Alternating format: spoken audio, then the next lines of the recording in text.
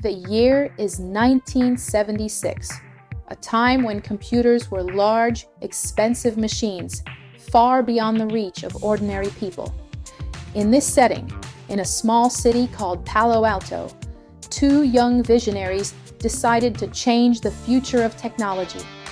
Steve Jobs, a creative young man with a rebellious spirit, and Steve Wozniak, a brilliant engineer and electronics enthusiast, came together in a small garage to build something that had never existed before, a computer for the everyday person.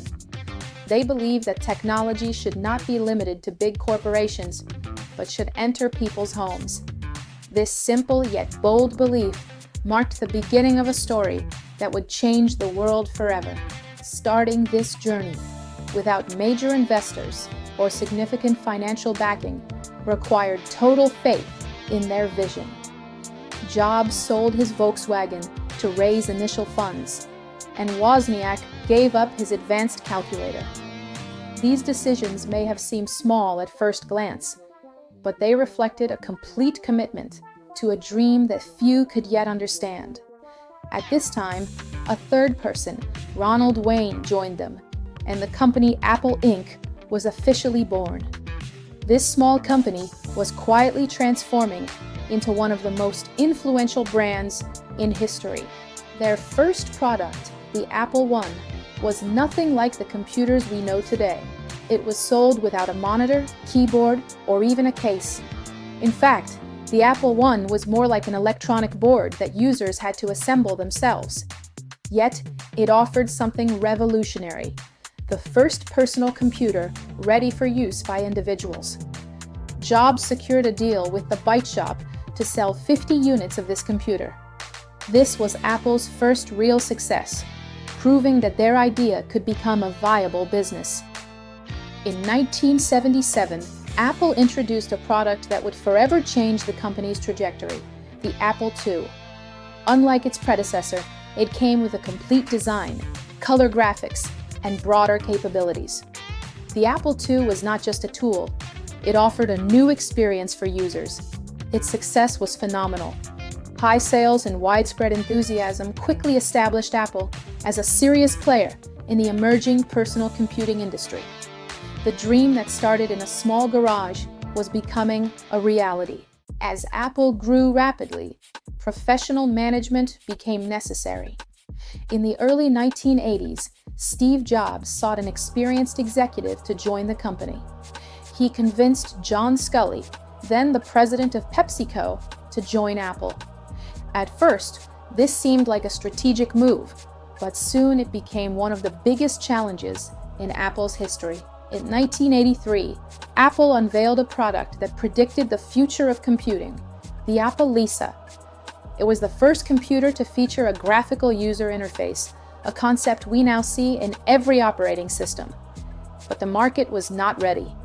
Its high price and limited software led to a commercial failure. This setback put immense pressure on Apple and intensified internal conflicts. In 1984, Apple introduced another groundbreaking product, the Macintosh 128K. With a historic marketing campaign, it initially succeeded. But soon, high price, slow performance, and lack of software caused sales to decline. During this period, tensions between Jobs and Sculley escalated. Their differing visions for Apple's future created severe internal strife. Finally, in 1985, Steve Jobs left the company he had founded. After Jobs' departure, Apple entered a period of uncertainty and decline. Various management teams tried to maintain the company's course, but the lack of a clear vision caused Apple to gradually lose its market position. Meanwhile, companies like Microsoft were growing rapidly, intensifying the competition. By the mid-1990s, Apple's future seemed bleak to many analysts. 1997, a turn of fate changed everything. Apple acquired Next, the company Steve Jobs had founded after leaving Apple. With this acquisition, Jobs returned and soon took temporary control as CEO.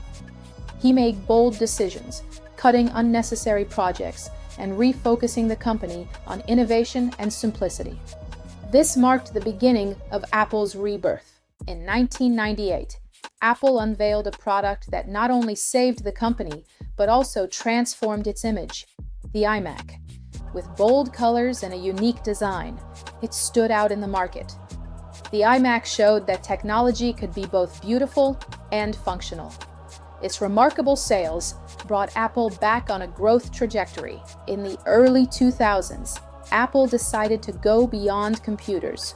In 2001, the iPod was introduced, a portable device that allowed people to carry music with ease. At the same time, the iTunes platform was launched, transforming the music industry. Apple was now evolving into a lifestyle company, not just a tech company.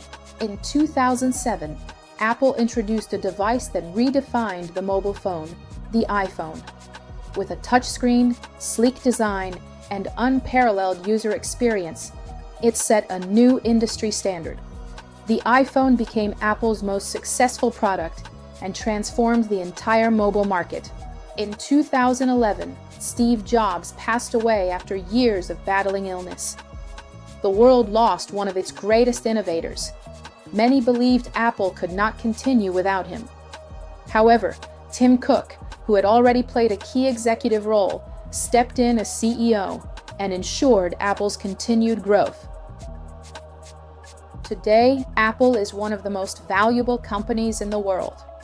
Products like the iPhone, iPad, Apple Watch, and digital services have made it one of the most influential brands globally. But what sets Apple apart is not just its products, it's the philosophy behind them. The story of Apple Inc. is one of innovation, risk, failure, and remarkable comeback. It is the story of two young men who started in a garage and rose to the very pinnacle of the tech world. It shows us that even the simplest idea, when combined with belief, courage, and perseverance, has the power to change the world. Apple is not just a company, it's a mindset. My name is Hur. If you enjoyed this video, make sure to like, subscribe, and share it with your friends. And I'd love to hear your thoughts. Do you think Apple's success comes mainly from the culture its founders built? Or is there another key factor behind it? Let me know in the comments below.